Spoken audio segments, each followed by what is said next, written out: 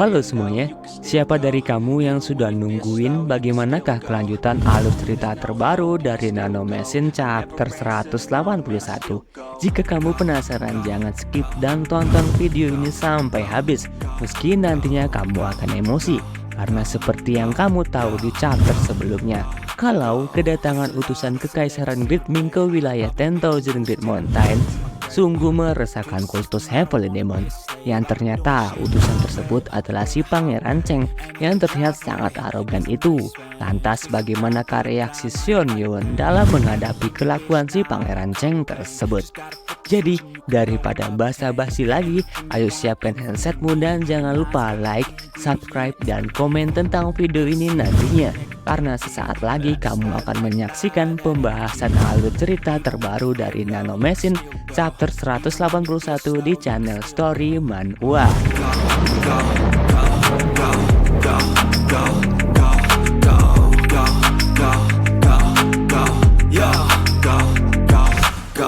Hustle hard, hustle every single day. I'll be making moves till I'm buried in my grave. To the system, I don't wanna be a slave. I've been doing shit my way, or the highway. And in the driveway is a nice way. Melanjutkan pembahasan sebelumnya, melihat sang Jenderal Selatan tidak mampu membuat para anggota kultus Heavenly Demon bertekuk lutut di depan utusan kekaisaran Ming, akhirnya sang utusan itu pun turun tangan sendiri. Yang ternyata pria berbadan gemuk yang tiba-tiba berteriak dengan muka menjengkelkannya itu adalah seorang pangeran ternyata, yang disebut sebagai Pangeran Cheng yang bernama Zhu Taikyung, yang katanya dia datang atas perintah sang kaisar kekaisaran Great Ming saat ini. Mendengar itu semua, tiba-tiba suasana di kultus Heavenly Demon menjadi hening. Bukan karena takut pada identitas si utusan, tapi lebih mengarah pada rasa tidak percaya kalau si gendut di depan mereka itu adalah Pangeran Cheng, yang itu berarti dia adalah putra dari sang kaisar sendiri. Dan begitulah ucapan beberapa anggota kultus Heavenly Demon yang mukanya terlihat aneh melihat si pangeran. Terlebih lagi wajah tetua Huan Yi yang berubah menahan senyum kecutnya, meski dia sudah mengira kalau utusan itu adalah salah satu dari keluarga kekaisaran karena melihat para penjaganya saja sudah sangat mumpuni. Tapi di situ dia tidak menyangka itu sungguh seorang pangeran yang justru akan membuat segalanya menjadi lebih rumit, ucap tetua Huan Yi dalam benaknya. Dan memang benar, berurusan dengan seorang pangeran akan menjadi hal yang rumit, karena terlihatlah tiba-tiba pangeran bodoh itu justru marah-marah tanpa alasan yang jelas, mengata-ngatai kalau seluruh anggota kultus Heavenly Demon sangat kurang ajar pada utusan kekaisaran. Padahal mereka melihat kalau dia memegang gulungan berisi perintah istana. Tapi para anggota kultus demon justru hanya berdiri dan menatapnya dengan dingin. Dan bukan cuma itu, dagu mereka semua terangkat. Padahal aku ini pangeran, ucap si pangeran bodoh itu. Yang justru tampaknya kata-kata tersebut membuat mood Xion Yuan mulai berubah, guys. Tak berhenti hanya di situ, pangeran tolol yang sok berkuasa itu justru menunjukkan jarinya ke arah Demon Lord kita, lalu bertanya dengan nada meremehkan, "Apa kau Demon Lord dari kultus Heavenly Demon saat ini?" Yang sudah sangat jelas ya dari kata-kata dan ekspresinya itu kalau di dalam pikiran si pangeran bodoh tersebut, dia sangat meremehkan Xion Yuan yang memandang Xion Yuan sebagai seorang bocah. Cuma karena dia terlihat sangat muda dan tidak merasakan aura apapun darinya. Jadi pangeran itu pun berpikir kalau Demon Lord saat ini hanyalah orang biasa. Padahal kita tahu kalau Xion Yuan saat ini sudah berada di tingkatan mistik setelah menyeimbangkan ki dingin yang dia serap dari lubang Wang Yogun dengan demonikinya, sehingga dia mampu mengendalikan seluruh aura baik dari dalam maupun dari luar tubuhnya sampai bisa terlihat seperti orang biasa seperti saat ini. Namun justru kondisi Xion Yuan yang low profile itu justru menjadi sumber ejekan si Pangeran Cheng yang tak tahu apa-apa tentang dirinya. Hingga pangeran bodoh itu pun berani mengejek seluruh anggota kultus Heavenly Demon sampai-sampai memancing wajah kemarahan para guardian yang dengan jelas merasakan kalau pangeran itu dengan terang-terangan berusaha merendahkan dan menjatuhkan martabat tuannya melalui perkataannya, yang dia bilang kalau dari mata air yang murni akan mengalir pula air yang murni, yang itu berarti karena pemimpinnya tak berbudi baik, maka para anak buahnya juga sama. Ya begitulah sindirannya kepada Xian Yuan. Dengan tawa mulut lebarnya itu juga, si Pangeran Cheng menyuruh Xian Yuan sebagai pemimpin kultus Heavenly Demon untuk berlutut di hadapannya sekarang juga dan mengambil gulungan perintah dari sang kaisar, yang tentu saja kata-kata itu sangat menyinggung martabat kultus Heavenly Demon.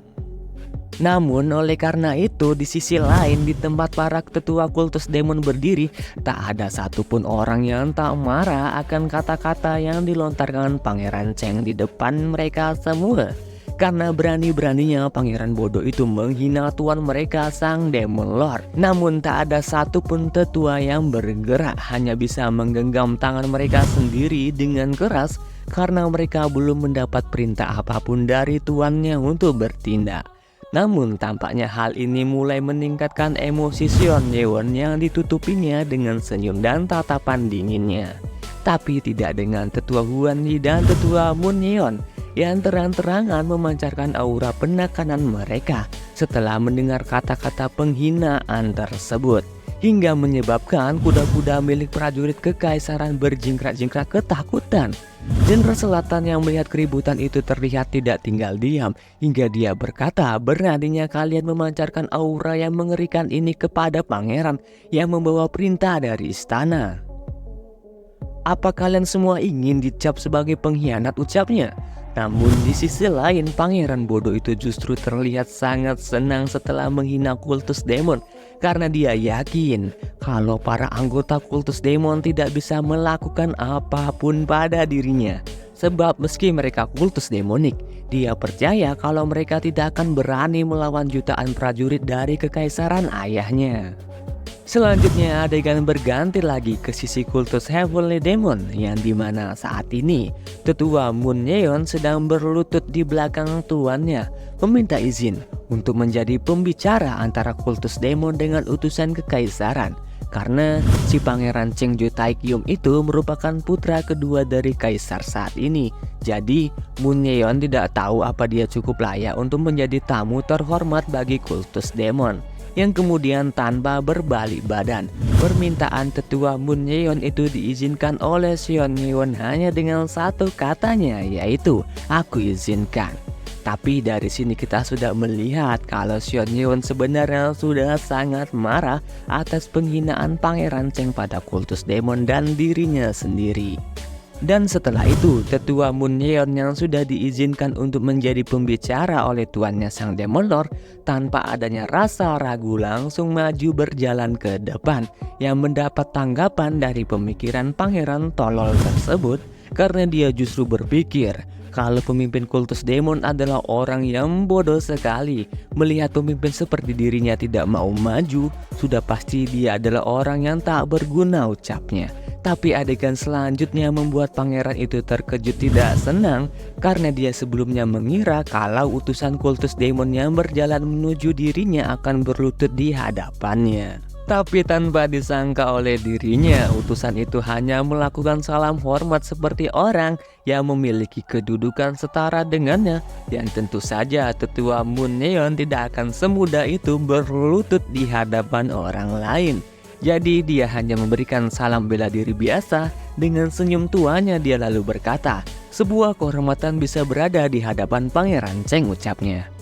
Namun tindakan hormat tetua Mun Yeon justru mendapat sebuah komentar tidak menyenangkan dari seorang prajurit penjaga pangeran, yang beraninya penjaga itu berteriak di depan tetua Mun Yeon, yang karena sikap tetua Mun Yeon yang seperti itu, dia dianggap tidak sopan, yang seharusnya anggota kultus demonik seperti tetua Mun seharusnya berlutut di hadapan pangeran, ucap si prajurit kroco tersebut. Namun sebelum penjaga itu melanjutkan perkataannya, Dia merasakan kalau tubuhnya menjadi terasa berat, tidak bisa bernapas, bahkan membuka mulutnya untuk berbicara pun tak bisa. Karena aura yang keluar dari tubuh Tetua Moon Neon tidak sanggup prajurit itu lawan. Tapi karena hal itulah Tetua Moon Neon memberikan kata-kata penekanan yang tegas kepada pangeran di depannya. Kalau mereka para anggota kultus dari kultus Great Heavenly Demon Divine tidak berlutut pada siapapun kecuali pada Sang Demon Lord yang merupakan surga bagi mereka. Tentu saja pernyataan dari Tetua Moon Neon itu membuat Pangeran Cheng semakin menjadi tidak tahan untuk marah. Yang ternyata menurut penjelasan Tetua Moon Neon, mereka sebagai kultus demonik memiliki perjanjian non-agresi dengan Kekaisaran Great Ming. Jadi seharusnya mereka setara antara satu sama lain meski kedua belah pihak tidak akur selama ini. Dan perjanjian itu sebenarnya telah ada sejak kaisar pertama dari Kekaisaran Great Ming mendapatkan bantuan dari kultus demonik mereka untuk mendirikan Kekaisaran Ming saat ini. Jadi, kenapa Anda menuntut kami untuk berlutut, ucap Tetua Moon Neon di hadapan pangeran yang tidak bisa lagi menahan geram amarahnya setelah mendengar penjelasan Tetua Moon Neon. Karena Pangeran Cheng itu justru bertambah sangat arogan, sebab beraninya mereka kultus demon mengajari dirinya Sang Pangeran Cheng dari Kekaisaran Ming yang agung tentang kebenaran masa lalu yang sepertinya tidak dianggap lagi oleh Pangeran Cheng yang dibutakan rasa bangga dirinya sebagai putra dari Kaisar Ming saat ini. Sampai-sampai Pangeran Cheng yang dibutakan oleh kedudukannya itu justru memerintahkan para prajuritnya untuk membuat orang tua di depan sana bertekuk lutut di hadapannya sekarang juga.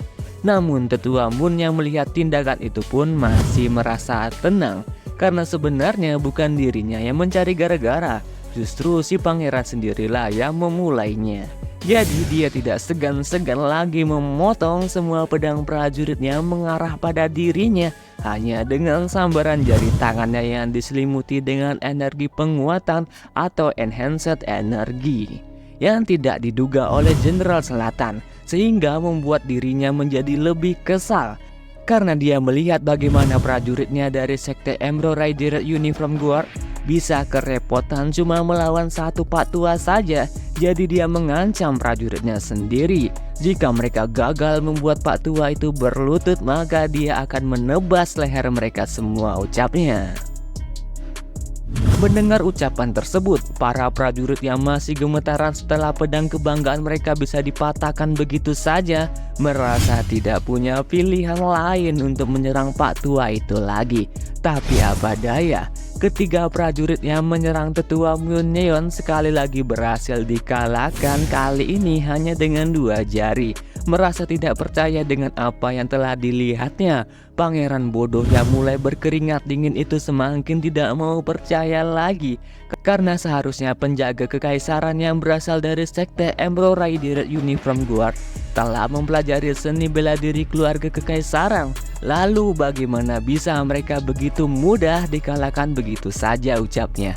Namun karena rasa sombongnya itu, Pangeran Cheng tidak mau menghentikan tindakannya yang justru memerintahkan lebih banyak prajurit untuk menyerang orang tua di depannya secara bersamaan sambil memperingatkan kalau orang tua itu bukan lawan yang mudah, ucapnya.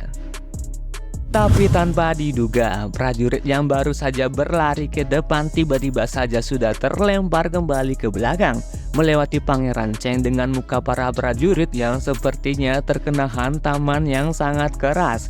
Melihat prajuritnya berterbangan dengan luka yang cukup parah, Pangeran Cheng tidak tahu apa yang sebenarnya tiba-tiba terjadi di depan sana, karena kejadian itu terjadi sangat cepat hingga otaknya yang bodoh itu pun tidak mampu merespon peristiwa yang sebenarnya sedang terjadi. Karena di depan sana itu salah satu tubuh prajuritnya sudah diinjak oleh bawahan langsung dari Sion Yeon, yaitu Ko Wang Hur dan 2 temannya, yang dengan mata dinginnya dia lalu berkata, "Ada lagi yang mau maju," ucapnya.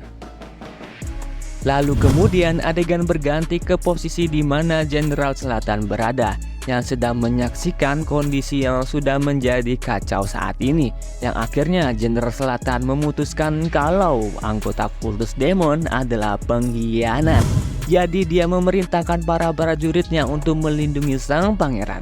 Namun justru Pangeran Cheng yang ada di dalam formasi pelindung itu terlihat sangat senang dengan senyum jahatnya. Karena dia berpikir kalau para anggota kultus demon itu adalah orang-orang bodoh yang justru mencari ribut sendiri dengan dirinya sebagai keluarga kekaisaran yang dijaga oleh banyak prajurit. Jadi dia tidak merasa khawatir atas kultus demon. Tapi tanpa diduga dia dikejutkan oleh sebuah suara yang menyebut dirinya bahwa kau tampaknya bersenang-senang, ucap suara itu. Yang tentu saja suara tersebut membuat Pangeran Cheng terkejut bukan main. Karena asal dari suara tersebut adalah suara yang berasal dari seorang pemuda pemimpin kultus Heavenly Demon yang selalu dia anggap tidak berguna sebelumnya. Yang bisa-bisanya saat ini pemuda itu menatap dirinya dengan tatapan mata tajam, kejam dan dingin tak berhati seperti ingin membunuhnya. Namun, meski berada di situasi tersebut, tampaknya Pangeran Cheng dengan otak bodohnya itu masih belum bisa memahami betapa kuatnya Xion Yuan di hadapannya tersebut, yang dapat dengan mudah menembus barisan pertahanan begitu saja. Jadi, Pangeran Cheng yang masih belum tahu bagaimana pemuda yang terlihat seperti orang biasa itu bisa berada di hadapannya. Jadi dengan menyayangkan kebodohan pemuda tersebut, dia Pangeran Cheng mencoba menyerang pemuda itu dengan tangan kanannya dengan maksud untuk menembus dada dan merobek jantung pemuda tersebut karena sudah bersikap sombong di hadapan seorang pangeran seperti dirinya. Sehingga tercipratlah banyak darah ke arah wajah Pangeran Cheng yang seolah-olah tangannya telah menembus dada Xion Yuan dan menghancurkan jantungnya. Karena hal itulah yang memang dia harapkan oleh Pangeran Cheng, untuk merasakan bagaimana rasanya darah panas yang mengalir di tangannya dari dalam jantung pemuda tersebut. Tapi siapa sangka perasaan yang dia idam-idamkan itu tidak pernah terjadi. Justru dirinya lah yang merasakan sakit tak tertahankan dari arah tangan kanannya. Karena tanpa dia sadari, tangan kanannya lah yang telah dipotong oleh Xion Yuan dengan kejam tanpa rasa belas kasihan. Sungguh-sungguh tindakan yang paling diharapkan dari seorang demon lord kultus Heavenly Demon yang selalu bertindak badas tanpa rasa takut. Tapi tetap saja tindakan Xion Yuan itu pasti akan menimbulkan konflik baru antara kultus demonik dengan kekaisaran Great Ming. Jadi bagaimanakah Xion Yuan menyelesaikan masalah tersebut? Oleh karena itu mohon bersabar ya untuk menunggu pembahasan chapter terbarunya minggu depan. Terima kasih dan sampai jumpa.